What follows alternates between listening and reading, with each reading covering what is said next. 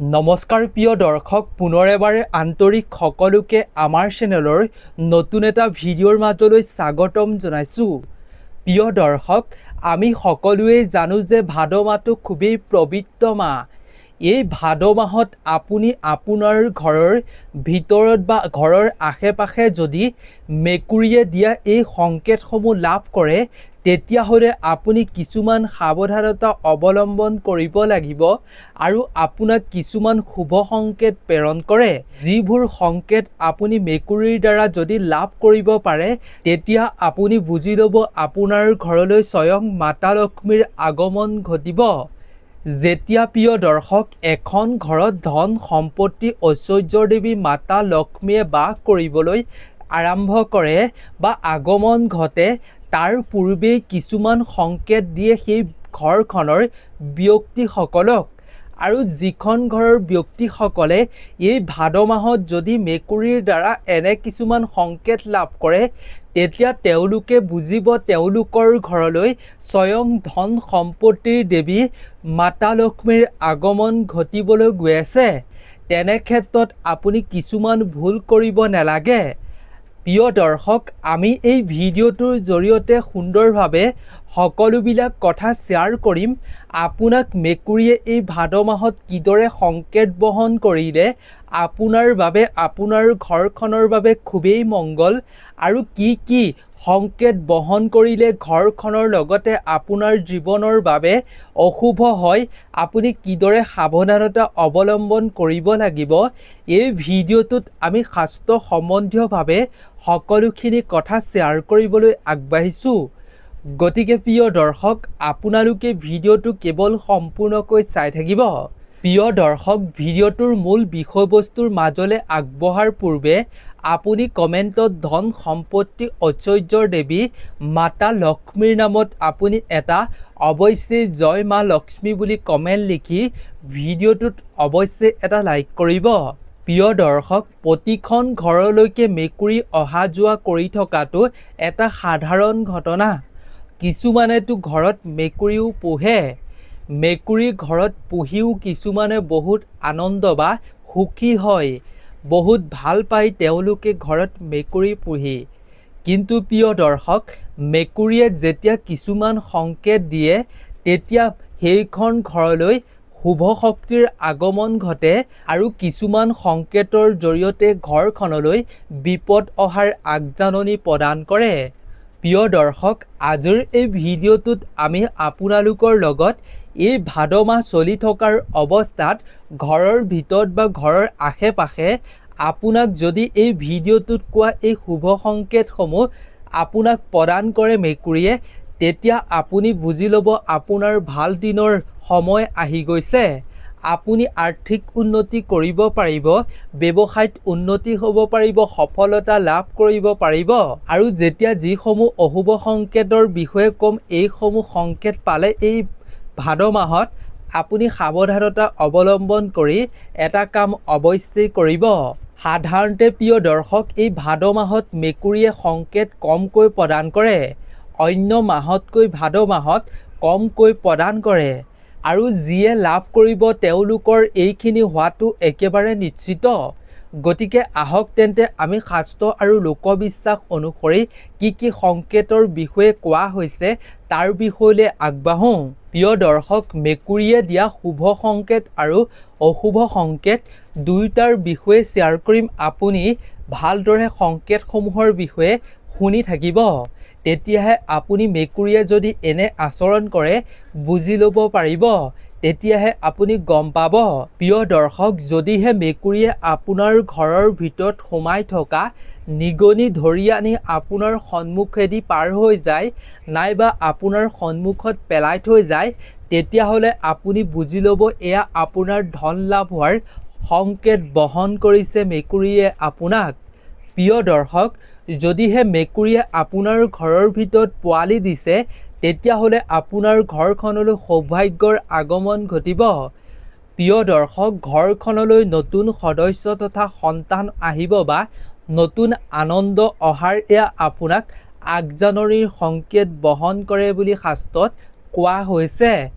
আৰু যদি প্ৰিয় দৰ্শক মেকুৰীয়ে আপুনি বহি থকাৰ সময়ত বা আপুনি শুই থকাৰ বা ক'ৰবাত গৈ থকাৰ অৱস্থাতে যদি আপোনাৰ গাত মেকুৰীটোৱে নিজৰ গা ঘঁহাই লৈ আপোনাৰ কোলাত উঠি লয়, তেতিয়াহ'লে আপুনি বুজি ল'ব আপুনি ভাল বন্ধু বা আপোনাক সহায় কৰা লোক আপোনাৰ জীৱনলৈ আহিব। আপোনাৰ ভাগ্যত উন্নতি হ'ব যদি আপুনি এনে সংকেত লাভ কৰে মেকুৰীৰ পৰা। প্ৰিয় দৰ্শক, যদি আপোনাৰ ঘৰলৈ বগা মেকুৰীৰ আগমন ঘটে, তেতিয়াহ'লে আপুনি বুজি ল'ব আপোনাৰ ঘৰলৈ শুদ্ধতা তথা ভাল শক্তিৰ আগমন ঘটিব আৰু মাতাৰ আশীৰ্বাদ আপোনাৰ ঘৰলৈ বৰষিবলৈ গৈ আছে। কেৱল ইমানেই নহয়, ভাদ মাহ চলি থকাৰ দিনকেইটাত যদি আপোনাৰ ঘৰৰ ৰান্ধনী ঘৰত সোমাই গৈ গাখীৰ পেলায়, তেতিয়া আপুনি বুজি ল'ব ঘৰখনত সমৃদ্ধি আৰু শান্তি বৃদ্ধি হ'বলৈ গৈ আছে।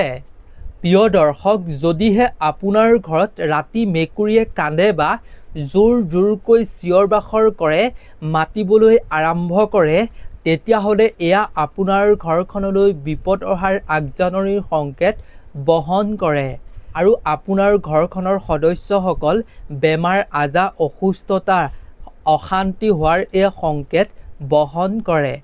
গতিকে যদি এনে পৰিস্থিতিৰ সন্মুখীন হয়, তেন্তে মেকুৰীটো সেইখিনি সময়ত খেদিবলৈ চেষ্টা অৱশ্যেই কৰিব।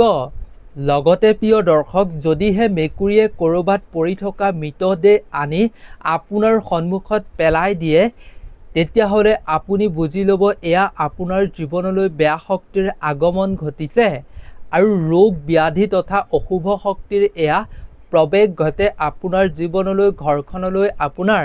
গতিকে সাৱধানতা এনে ক্ষেত্ৰত হোৱাটো জৰুৰী।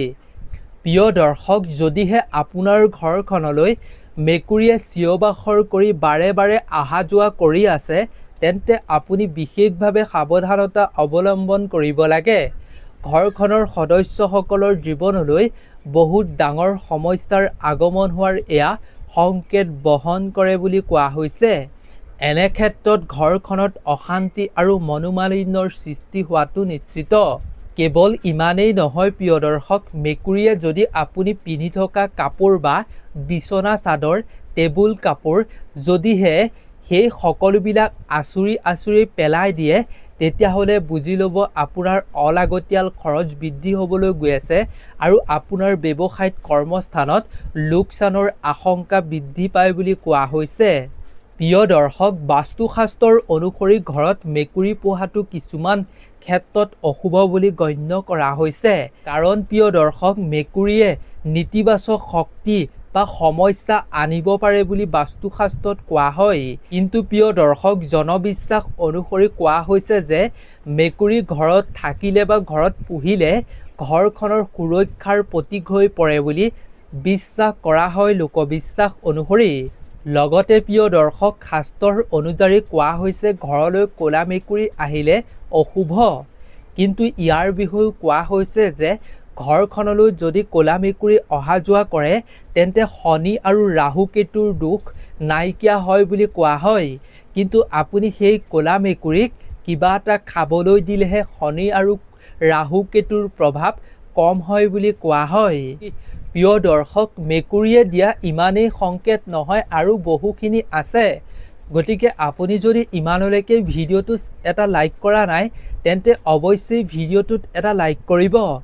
প্ৰিয় দৰ্শক, যদিহে হঠাতে আপুনি শুই থকাৰ সময়খিনিত মেকুৰী আপোনাৰ বিচনাত শুই পৰে বা পৰি যায়, তেতিয়াহ'লে ঘৰখনলৈ সুখ সমৃদ্ধি শান্তি অহাৰ, মাতা লক্ষ্মীৰ আগমন হোৱাৰ সংকেত বহন কৰে বুলি শাস্ত্ৰত সুন্দৰভাৱে কোৱা হৈছে।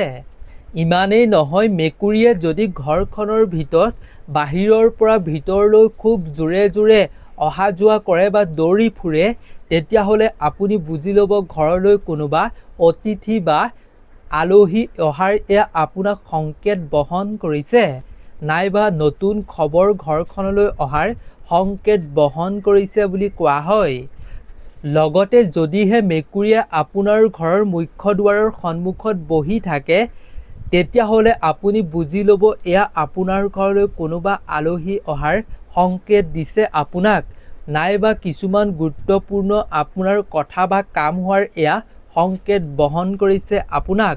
প্ৰিয় দৰ্শক, লগতে যদিহে ৰাতিপুৱা আপোনাৰ ঘৰখনত মেকুৰীয়ে মাতে তেতিয়াহ'লে আপোনাৰ দিনটো শুভ হয় বুলি কোৱা হৈছে। শুভ দিন আৰম্ভ হয় আপোনাৰ বাবে। আৰু যদিহে সন্ধিয়াৰ সময়ত মেকুৰীয়ে কান্দে বা মেকুৰীয়ে হুলস্থুল পৰিৱেশ সৃষ্টি কৰে তে আপুনি সাৱধানতা অৱলম্বন কৰিব লাগে। অশুভ শক্তি ঘৰলৈ আহিলে এনে আচৰণ কৰাৰ আশংকা বৃদ্ধি হয় বুলি কোৱা হয়। আৰু হঠাৎ যদি আপোনাৰ ৰান্ধনি ঘৰত মেকুৰী সোমাই যায় তেতিয়াহ'লে আপুনি বুজি ল'ব আপোনাৰ ঘৰখনত খাদ্য বা ধনৰ সমস্যা হোৱাৰ এয়া আপোনাক মেকুৰীয়ে সংকেত দিছে আগতীয়াকৈ।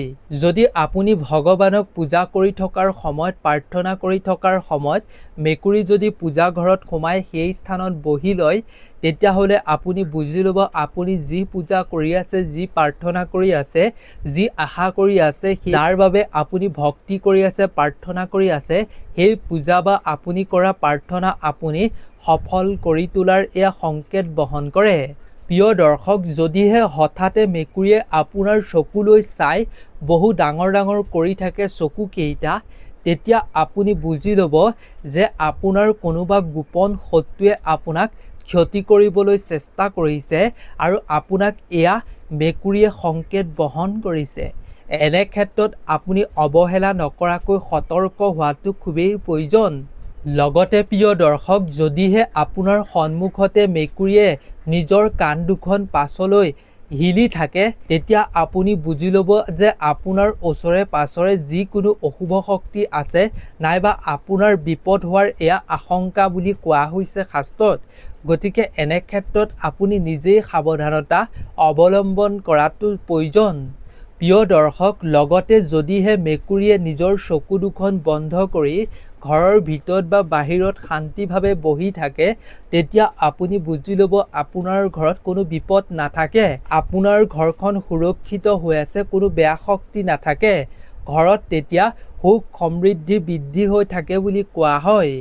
প্ৰিয় দৰ্শক, যদি আপুনি খাদ্য খাই থকাৰ সময়খিনিতে মেকুৰী আহি যদি আপোনাৰ খাদ্যৰ প্লেটৰ পৰা খাদ্য খাই দিয়ে তেতিয়া আপুনি বুজি ল'ব আপোনাৰ ওপৰত মাতা লক্ষ্মীৰ কৃপা পৰিছে। গতিকে এনে ক্ষেত্ৰত আপুনি সেই খাদ্য মেকুৰীক খাবলৈ দিয়াটো উচিত। আৰু প্ৰিয় দৰ্শক, মেকুৰীয়ে খাদ্য স্পৰ্শ কৰাৰ মাত্ৰক আপুনি সেই খাদ্য খোৱাটো একেবাৰেই উচিত নহয়। প্ৰিয় দৰ্শক, যদিহে আপোনাৰ ঘৰৰ ওচৰত বা ঘৰৰ ভিতৰত মেকুৰীয়ে বালি বা মাটি খান্দি থাকে নিজৰ নখেৰে ভৰিয়ে তেতিয়া আপুনি বুজি ল'ব আপোনাৰ মাটিৰ সম্পৰ্কীয় কিছুমান ক্ষতি হোৱাৰ এয়া সংকেত আপোনাক বহন কৰে মেকুৰীয়ে। প্ৰিয় দৰ্শক, যদি মেকুৰী গৰ্ভৱতী মহিলাৰ ওচৰত ৰৈ থাকে তেতিয়াহ'লে বুজি ল'ব সেই গৰ্ভৱতী মহিলাগৰাকীয়ে তেওঁ সন্তান সুস্থ আৰু সৌভাগ্যৱান হ'ব। মেকুৰীয়ে যদি কিবা এটা অনুষ্ঠান পাতি থকাৰ সময়ত হুলস্থুল পৰিৱেশ কৰে, চিঞৰ বাখৰ কৰে তেতিয়া বুজি ল'ব সেই অনুষ্ঠানটো যিকোনো প্ৰকাৰে বাধাৰ সৃষ্টি হৈ পৰিব। তাৰ বিষয়তে মেকুৰীয়ে আগতীয়াকৈ সংকেত বহন কৰি দিয়ে।